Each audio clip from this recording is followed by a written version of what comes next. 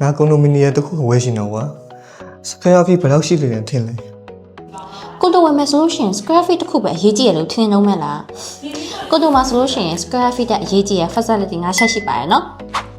24 hour security system မှာဆိုလို့ရှိရင်လည်း CCTV access scan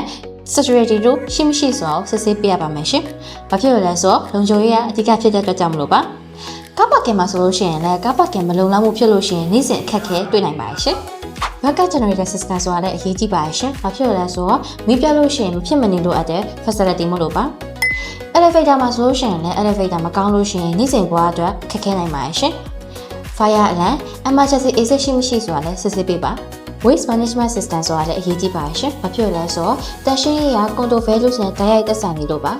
။ဒါကြောင့်မလို့ condo ရွေးချယ်မယ်ဆိုလို့ရှိရင် square feet ကိုပဲမကြည့်ပါနဲ့။ဒီလိုမျိုး living experience မျိုးအရင်ကြည့်ပါ။ဘာကြောင့်လဲဆိုတော့ဒီလိုမျိုး facility ရပဲတင်းရဲ့နေ့စဉ်ဘဝကိုအဆင်ပြေအောင်စင်မကပဲနဲ့ရေရှည်အတွက်အထောက်အကူပြုမှာပဲဖြစ်ပါရဲ့ရှင်။ဒါကြောင့် condo ရွေးချယ်မယ်ဆိုလို့ရှိရင်တိတိကျကျလေးရွေးချယ်ဖို့အကြံပြုပေးချင်ပါတယ်။အားလုံးပဲကောင်းသောနေ့လေးဖြစ်ပါစေ။